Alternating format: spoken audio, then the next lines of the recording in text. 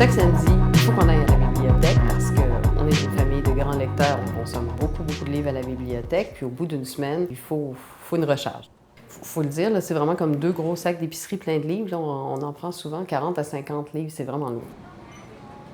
L'avantage de ma remorque, c'est qu'elle se détache. Donc, je peux monter carrément toute la remorque à l'intérieur de la bibliothèque, vider les livres, remettre les nouveaux livres, la rattacher, puis repartir par la piste cyclable. Quand je suis déménagé ici à Montréal autour de fin vingtaine, je dirais, j'ai un peu arrêté de faire du vélo, en fait. Et après ça, je me suis remis au vélo de route, mais au vélo de route pour me déplacer. Donc, j'ai largué le métro et puis j'ai largué l'auto au profit du vélo. Et ça fait quelques années, ça fait peut-être 3 ou 4 ans que je le fais à l'année longue. Là. Donc, c'est un mode de transport à l'année longue. Bien, mon ancien vélo que j'ai encore, là, c'est un Major Jake.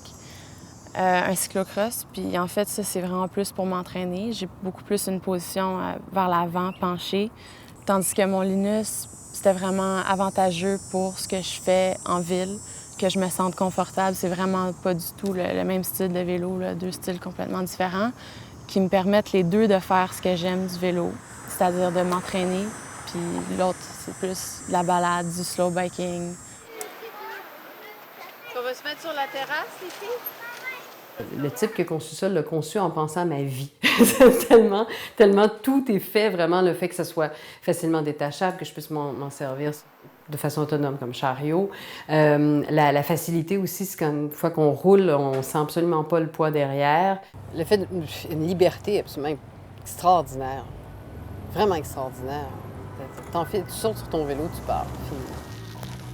Le fait d'être dehors, le fait de ne pas être sous terre.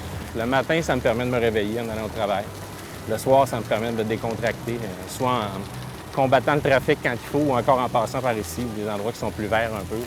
Tu es libre de tes mouvements, tu es libre de ton horaire aussi, tu n'as pas vraiment de contraintes. Tu n'es jamais en retard à cause du trafic. Veux-tu passer par là ou tu veux faire la tour? On va aller chercher ton grand frère. Les gens qui cherchent un bon vélo de ville, il y a tellement de combinaisons possibles que tu vas dans une boutique spécialisée et que tu leur décris exactement ce que tu veux. Ils vont trouver vélo pour toi. Je pense qu'il ne faut pas tolérer un inconfort sur un vélo. Tu ne tolérerais pas qu'un soulier soit inconfortable. Mais un vélo, c'est un peu la même chose. J'essaie toujours de démolir l'idée quand les gens me voient arriver en vélo qui disent « Oh mon Dieu, t'es courageuse! Je suis pas courageuse, c'est agréable. » Ou « Mon Dieu, pauvre toi, t'es en vélo, on va aller te reconduire. » Non, je vais aller plus vite que vous. En ville, je vais plus vite qu'une voiture.